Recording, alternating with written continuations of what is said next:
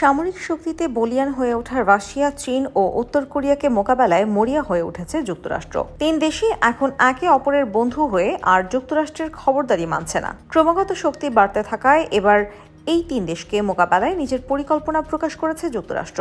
যুক্তরাষ্ট্রের সঙ্গে সরাসরি যুদ্ধে না জড়িয়েই ওয়াশিংটনকে টক্কর দিচ্ছে রাশিয়া, চীন ও উত্তর কোরিয়া। এই তিন দেশের জ্বালায় একটুও শান্তিতে থাকতে পারছেন না জো বাইডেন।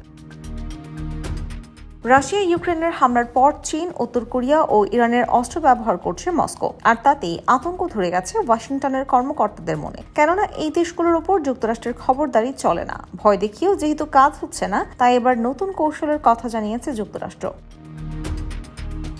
যুক্তরাষ্ট্রের ন্যাশনাল সিকিউরিটি কাউন্সিল আর্মস কন্ট্রোলের এক কর্মকর্তা জানিয়েছেন, রাশিয়া, চীন ও অন্য শত্রুদের ক্রমবর্ধমান হুমকি মোকাবেলায় সামনের দিনগুলোতে আরও কৌশলগত পরমাণু অস্ত্র মোতায়েন করতে পারে যুক্তরাষ্ট্র। আর প্রেসিডেন্ট যদি এমন সিদ্ধান্ত নেন, তাহলে তা বাস্তবায়নে আমাদের পুরোপুরি প্রস্তুত থাকতে হবে। এমন দিন সত্যি উপস্থিত হলে আমেরিকার জনগণ এবং আমাদের মিত্র ও অংশীদারদের সুরক্ষা দিতে আরও পরমাণু অস্ত্রের প্রয়োজন হবে। 2010 সালে রাশিয়ার সঙ্গে করা নতুন স্টার্ট চুক্তির আওতায় 1550টির বেশি কৌশলগত পরমাণু ওয়ারহেড মোতায়েন করা যাবে না। যদিও গেল বছর মস্কো ওই চুক্তি থেকে নিজেদের বের করে আনে। ইউক্রেন যুদ্ধে যুক্তরাষ্ট্রের সমর্থনের পর মস্কো এককভাবে এই চুক্তি থেকে সরে দাঁড়ায়। বছরখানেক আগে যুক্তরাষ্ট্রের জাতীয় নিরাপত্তা উপদেষ্টা জেক সুলিভান বলেছিলেন, রাশিয়া ও চীনের মোকাবেলায় যুক্তরাষ্ট্রের পরমাণু অস্ত্র মোতায়েনের পরিমাণ বাড়ানোর দরকার নেই।